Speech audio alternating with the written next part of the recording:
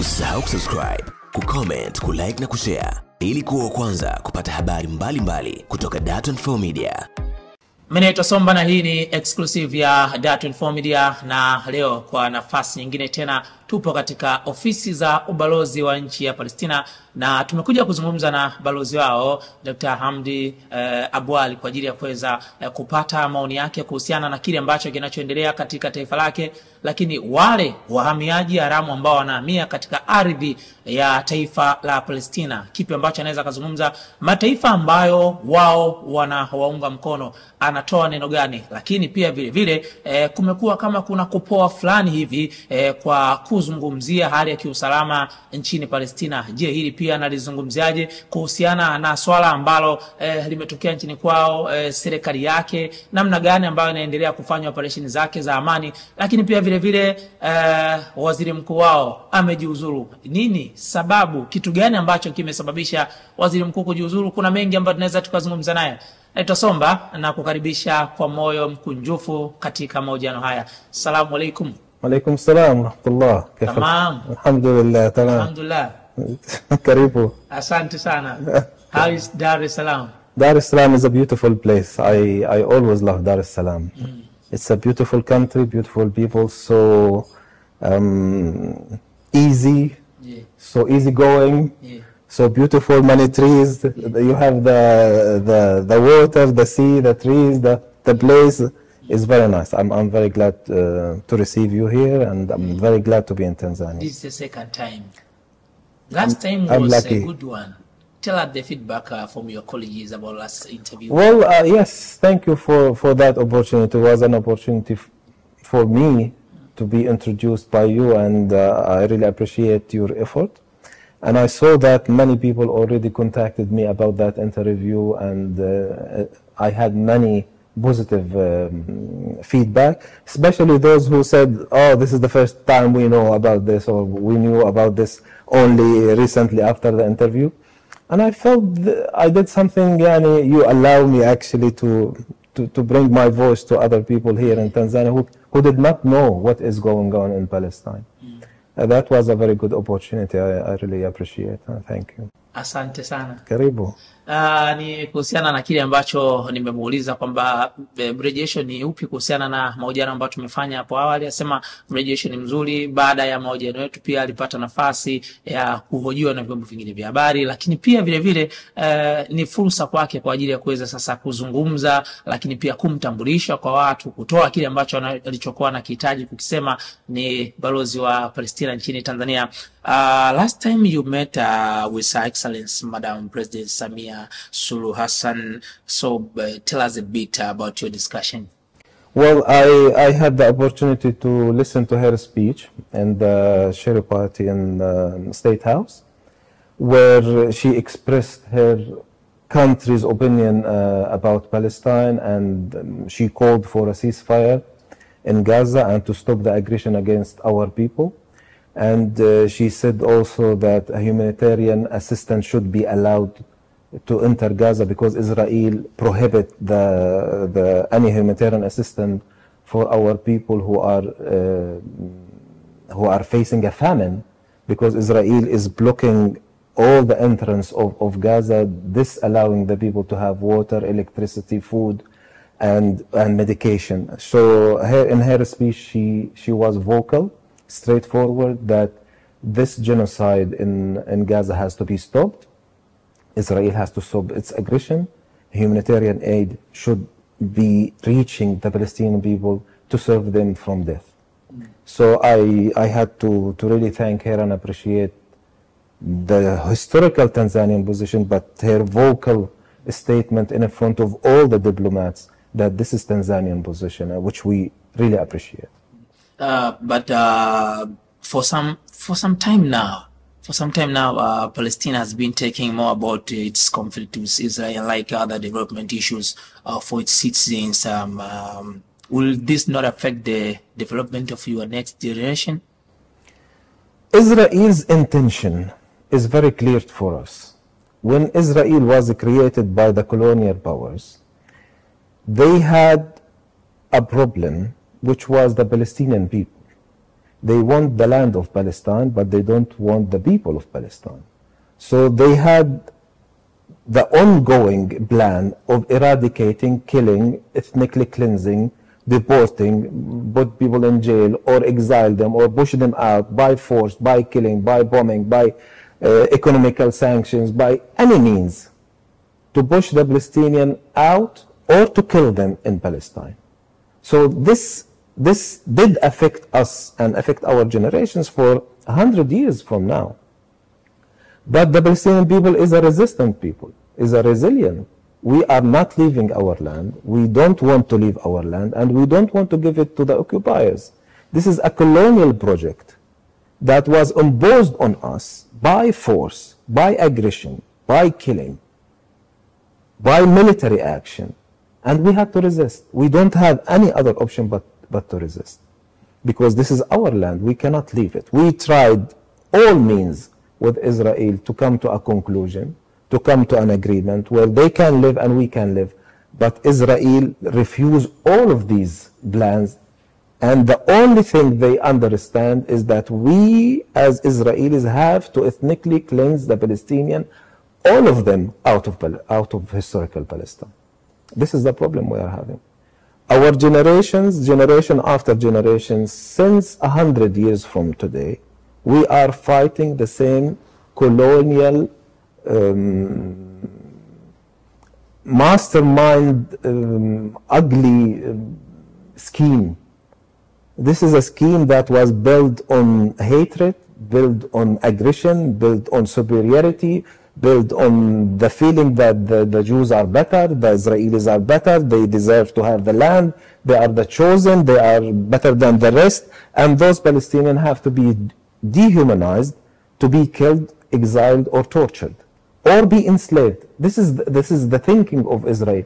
But generation after generation, the Palestinians resisted, we are resisting, and we will continue resisting. We will not change this.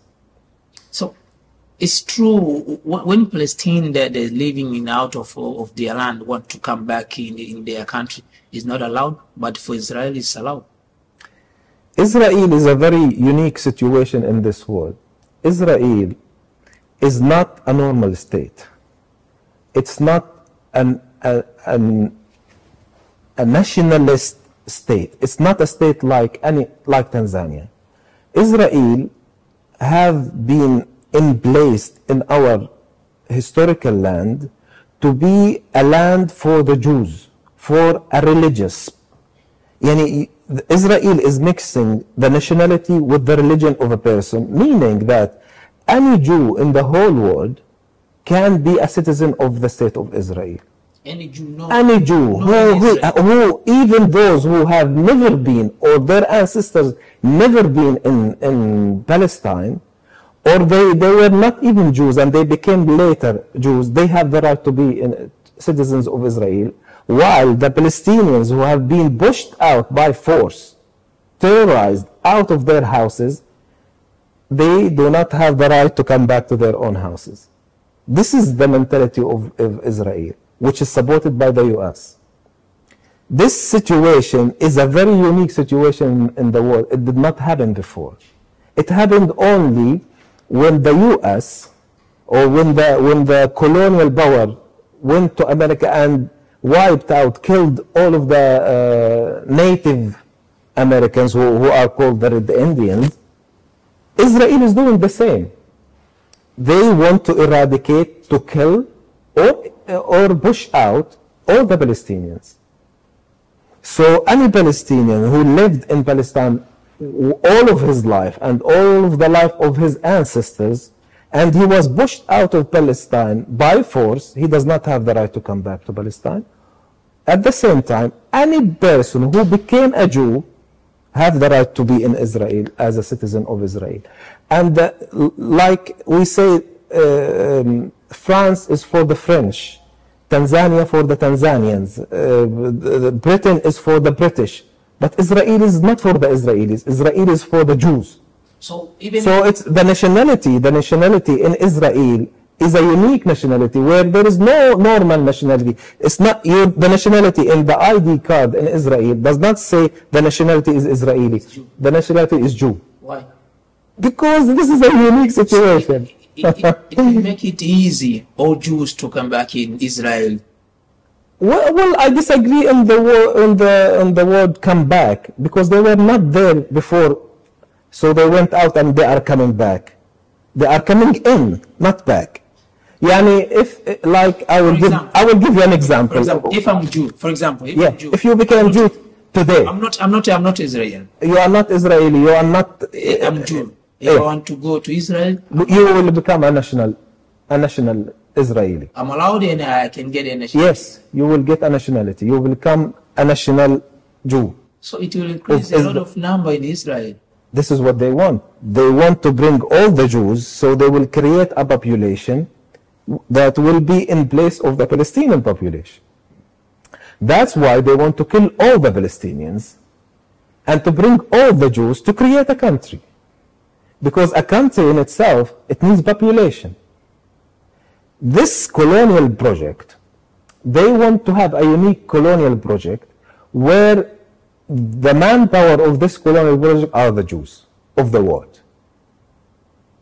Instead to take place the homes, the lands, the properties, the farms, the infrastructure of the Palestinian people. At the same time, give the Palestinian people two choices, either being killed or being deported. Choose one of these two choices. So as a Palestinian, I have to choose by staying in Palestine, resisting the occupation and being exposed to killing, or to leave. This is what Israel is giving us. Then, Israel, after 1967 war, where it attacked what is left from historical Palestine, which is the West Bank and Gaza Strip.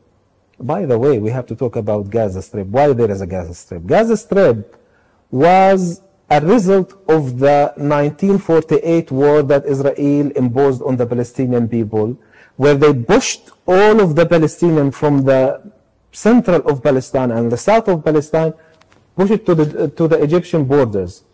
The Egyptians closed the borders. So the Gaza Strip was formed. The majority of Gaza Strip citizens are refugees from those villages who Israel wiped out during the 1948 war.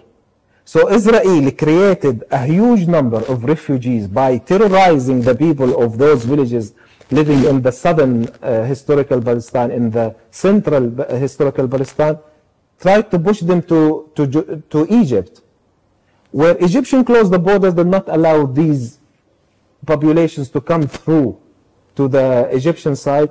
Then Gaza Strip was created by refugees. For the second time, after they put them to become refugees in Gaza Strip, now they want to kill them inside that Gaza Strip. Those refugees. The same refugees. Many of them, when you go to Gaza, 80% of the people who are there are refugees. Because Gaza before 1948 was a small city. But now it's all refugee camps who Israel created due to the war in 1948. So if you want to go back to Palestine, you're not allowed today. If you were terrorized to leave Palestine during the war of 1948 or the second war in 1967, you fled for a week from the war, you are terrified, you went to Jordan, for example, or you went to Syria, or you went to France, and now the war ended, you cannot come back. And this is what we call the right of return. Those people who were terrorized, the Palestinians who were terrorized to leave Palestine in the first war, which is 1948, or in the second war, 1967, who left as a result of war being imposed on them to find refuge, outside of Palestine, Israel says they don't have the right to return. My grandfather has a house in an area called Bisan. He was pushed in the first war, 1948, outside of Bisan because of military area. It became a military area. So the military pushed all of the citizens, including my grandfather, outside of Bisan. Does he have the right to come back after the war ends in a normal situation? Those refugees who fled the war, when the war ends, they come back to the same place, to their own houses. But my grandfather does not have the right, according to Israel, to come back to his house. His house is still there in Bisan, but we cannot go back there. It's owned by Israel? They took it and they converted it into a motel. They make it a small hotel now. But we built it. This is our money. This is our property. This is our land. And the hotel for Palestinians or for Israel? Sorry? That hotel for Palestine? For Israel, it's not for Palestine. But we are not allowed to go there, Aslan. We don't have the right to go there. This is what we are saying. We supposed to be under international law, under the normal law of the whole world, that if you are a refugee, you left your house, when the war finished, you can go back to your house. But Israel says no. So where is the UN power? And they took it by an act of gangsterism, by an act of theft, because this is a property that we own. This is a property that we build. This is a property we paid money to make it. How come you can take it? It's okay. Mr. Ambassador, since Israel started their operation against Hamas, and there has been major infrastructures damage, including the deaths of Palestinians, does your government have any plans to take military action against Israel?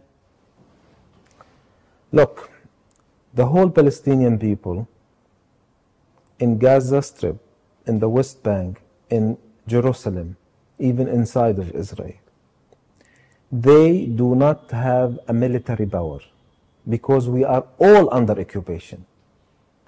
Where 7,000 people are in jail because the Israeli mentality of their policing says that this person might do something in the future against Israel, so we put him in jail, and this is called administrative detention.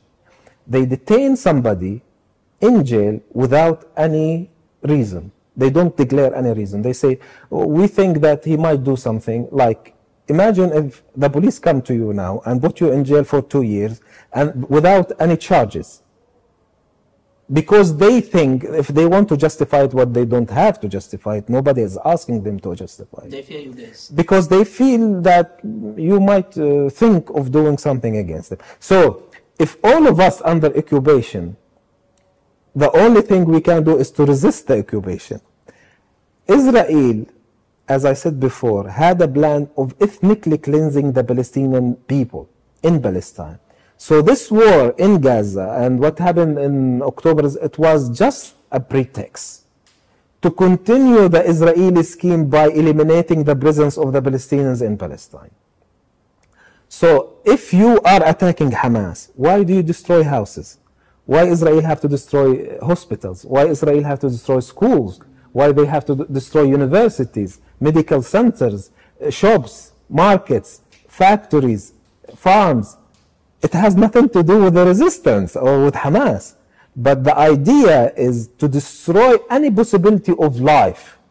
So when the Palestinians, when the war is over and the Palestinians want to go back, they will find nothing to go back to. Especially, they target mainly the medical system. So if hospitals, clinics, school, so you cannot, if you don't have any medical abilities, and you are, most of the people, we have almost 100,000 people who are injured or killed, where they will go for treatment? No. This will force them to look for some other option, to leave for medication. And if they leave, they will not come back. Maybe they think Hamas, they hide in hospitals. Okay, they went to hospitals. They destroyed hospitals. Did they finish Hamas? If this was the usual claim that we are attacking the hospitals to eradicate Hamas, They attacked hospitals, they bombed hospitals, they bombed churches, they bombed mosques. Did they finish Hamas? You have to keep in mind that you are talking about Israel and America. They have the best intelligence in the world. They have the best military operations in the world. They have the best military equipment in the world. They have the best spying ware in the world. And they could, for after 140 days, they could not find those Hamas. What are we talking about?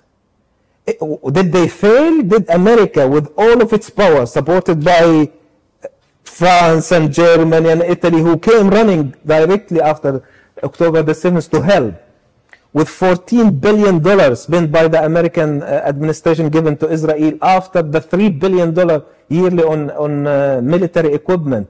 All of this, with all of this spyware, with all of this technology, with all of these abilities, with all of this satellite, they could not find Hamas after 140 years with military operations on the ground. So the idea, I don't think, is finding Hamas. They want Hamas to stay as a pretext to destroy Gaza and to destroy the ability of people to live in Gaza. That's what they are doing. I will tell you something else. There is no Hamas in the West Bank. The Israeli, they take those bulldozers every day and they go to the streets and they start digging the street. What are you looking for?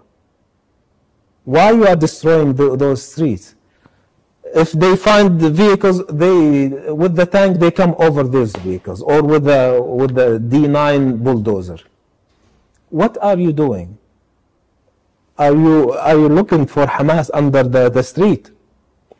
There is no Hamas. So why? This is a distraction for the infrastructure to make the people have no ability to stay as normal citizens. So they will leave.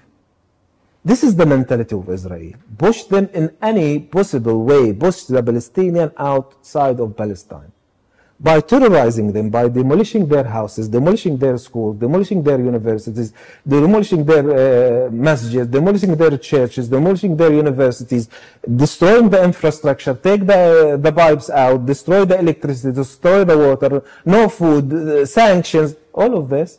Maybe we can push the Palestinians out.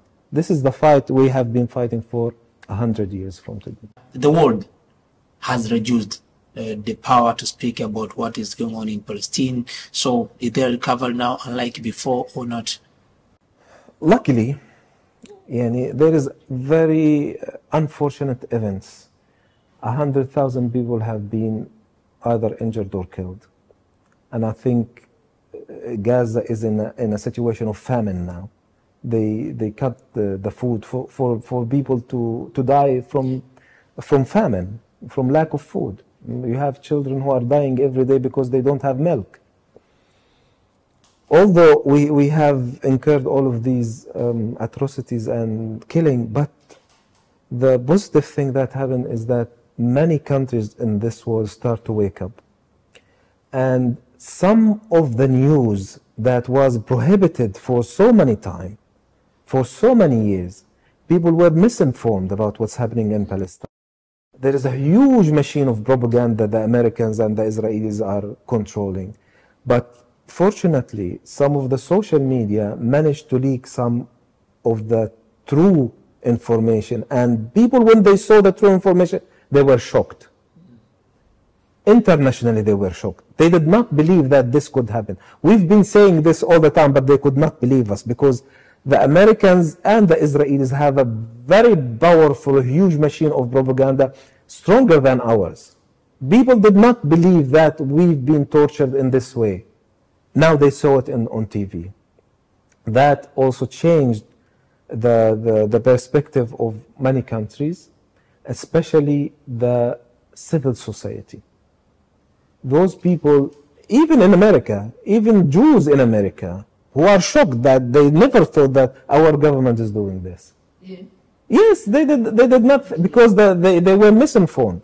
So there is a change. Yes, we could notice that. And we have to remember that South Africa, Malaysia, Algeria, Brasilia, all of Belgium, Spain, they are taking actions. Those governments are taking actions, but many other social groups are also taking huge action in this regard. But why Asian countries, especially Arabic countries, they didn't support you guys like they did in South Africa and African countries too? Well, I think South Africa have a special leverage. South Africa have lived in a similar situation to what we are living now. South Africa have fought and resisted apartheid, and they have resisted the colonial power too. So there is more affiliation between South Africa and Palestine because they lived a similar. Also Algeria also fought and resisted the French occupation for so many years, and they lost so many lives in their resistant struggle for liberation. Also there is, there is some countries who have been in our situation, so they feel our pain, which we have to be thankful for. But I think no, the Arab League or the Arab countries. Maybe they fear the effect cases. We have to know. We have always to remember that the American regime or the American administration is taking the side of Israel completely. Sometimes without thinking of the impacts on this, but they are terrorizing other countries from being involved in protecting or supporting the Palestinian cause. On the side of Americans, what have you found out following the American soldier Aaron Bushnell, who set himself on the fire in the Israeli embassy while saying he will no longer participate in the killing of Palestinians, but he will oppose that? What is being done to you? Twofold. Firstly, I'm very sorry that this event took place, and I feel pain for that. I wish he did not have to do this, and I wish that his government could get his message without him sacrificing himself. And I wish the American administration and the American political foreign policy and political power had the ability to understand our problem and the Israeli aggression in a better way. But this shows that there is a wake up in the whole world, resulted of the shock of this information. America managed with the Israelis to control a huge spectrum of misinformation about what's happening in Palestine. And I think people are shocked to know the truth when these information were leaked. But I hope his sacrifice will not go for nothing, and the American regime, the American system will really take a positive action in bringing a little bit of justice, at least. Maybe you think it's a good way to give the message to them? I cannot, I think, life is so precious, and I blame those who did not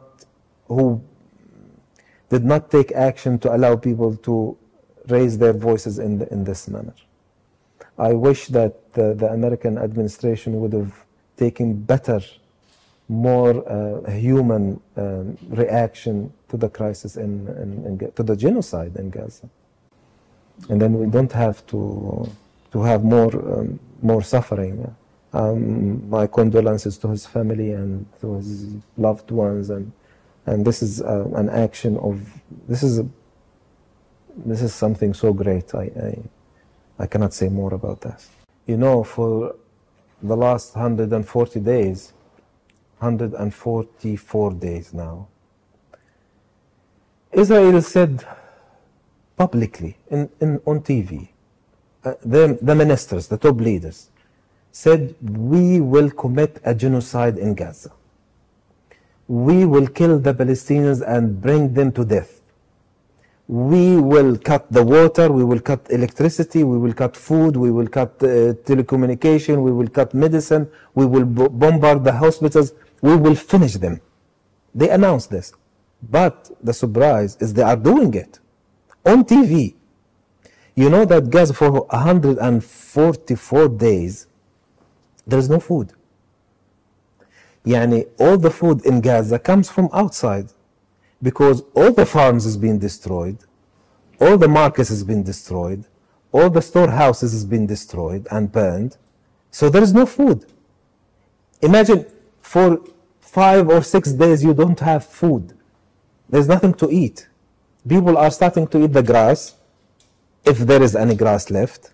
People are starting to, they found for the last 2 weeks, they are finding the animal feed that was not burned, the feed that they give to the donkeys and horses, and they start to eat it, finished.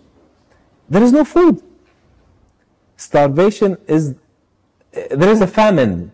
And even the United Nations representatives said, this is a famine, this is a killing who survived shooting, who did not die because of shooting them or demolishing their houses, they will die from hunger. There's no food. By the way, if I can say, in the history, the Nazis, the German Nazis, put those Jewish people in concentration camps, and they also did not feed them for a very long time. And what they did is they will kill somebody from those who are in the concentration camp and ask the people to eat his flesh. Israel wants to put us in this situation. People are starting to eat the cats and the dogs in the street because there is no food. What can they do? Yeah, where will you get food? Either from the stores, there is no stores, or you bring it from outside, you cannot bring anything outside, or the plants on the finished because they destroyed everything, all the farms. People cannot find something to eat. They don't have water to drink. Yani they wait for the rain, maybe there is some rain, they start, and this makes diseases because it's not clean. People die from shooting, bombardment, lack of food, or diseases now. Because with this problem, you cannot have any hygienic treatment for anything. Diseases will spread too. So Israel is putting all of the Gaza is under one fence, bombing them, killing them. There is no what. Imagine that this is Gaza Strip. You have only one door, and we are kept here for 140 days. We're going to eat each other. Imagine that you will have bombs from here. If you are not killed by the bombs coming, you don't have food to eat. This is what Israel doing on TV. They did the same in 1948, but it was not on TV. And they started to tell you stories, lies, and people believed them. But today you can see it on TV. Still, you have some, the Americans say, okay, maybe it's too much. Maybe Israel can reduce. What to reduce? That's why I say it's a colonial power. They want to kill all of us. They want to finish us completely. So they will finish us completely, rest, they then will go to other countries. But during that, they will spread fear in those countries. So their mission, when they go and attack Lebanon, for example, the Lebanese will be already terrified. Oh, we don't want to happen to us what happened in Gaza. Let's leave. Let's run away. This is the Israeli plan. Today it's Palestine, tomorrow today is Gaza, tomorrow is the West Bank, the day after it's Lebanon, the day after it's Syria. Everybody's terrified. And supported by America. America, whenever somebody says anything, veto. 14 countries out of the 15 countries in the Security Council say stop the war. America says no, don't stop the war. Why? We don't know. If the Palestinians will be so terrified that they will leave. Can you accept them? Give them citizens, encourage them to come? As I said, look, when a Jew comes to Israel, they give him all the economical incentives and nationality. With the nationality, it comes also another economical incentives. Can we do the same to push the Palestinians out? If we ask Congo, will the Congo accept Palestinians if we give the Congolese some money? This is what they are trying to do. The thing is, this is, for the last 100 years, they are trying to do these same, repeatedly, the same issues, pushing them, killing them, kill the Palestinians, push the Palestinians away, put them in jail, take their houses, take their properties, destroy their economical life. Maybe they will go. But for the last 100 years, we did not go. Many people, like especially the Americans, try to show that a settlement is a peaceful thing. It's a normal thing. Somebody builds a house and he lives in it. What's wrong in that? But in reality, what a settlement, let me tell you. Imagine now we have this Obanga, okay? Tomorrow we have a settlement where the supermarket is. They build a settlement. It means that this street is a military street now. You cannot walk in this street until you get a permit, because maybe you will attack the settlement.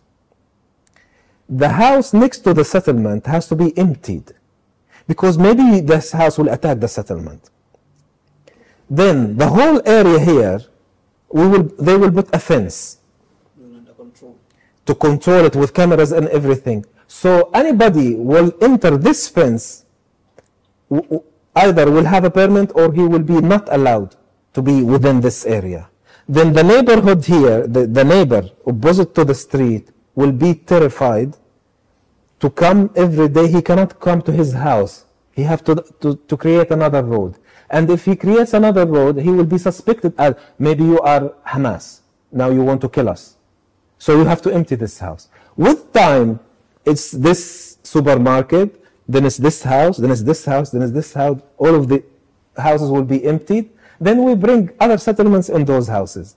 So this house now become also part of the settlement. What happened? The house there that was not affected yesterday, today it will be affected. We will impose the same military action because we are terrified. This Jiran is going to kill us as Israelis. So they will do the same action to. So what we are talking about, the settlement, it grows with time. Not only the settlement, but all the roads. Then this settler, like you have a farm here, you have some sheep and you have this, or you have fruit trees. This Jirani here, who is a settler, he has the right to go and pick up your fruits. And if you talk with him, he can shoot you. In Palestine, the settlers, when the olive trees it's the time of harvesting, they will come and harvest the trees. Our trees. By gun. Everybody's wearing a gun. We're going to steal the fruits here. And they steal it. And nobody talks. And if you resist, they can kill you. And then you are a terrorist. They killed one terrorist who tried to attack the settlers. But they don't tell you attack them while doing what? While they are stealing his own properties. But they don't tell this. They will delete this part. This is what's happening. And you want to talk with them about, okay, let's have any solution. Let's have, okay, we give you 78% of our land, and we take only 22%. Can we live in this 22%? No. We want it all. Why Hamas did what they did? 17 years. For 17 years they are besieged. One gate. Imagine 2 million people have one gate. Israel closes it today, khalas, it's closed. Okay, I want to go to my university in France. No, you cannot go. But the university started. No, you cannot go now. I want to go for medication. No, you cannot go. I want to go for business. I want to go for that. No, you cannot.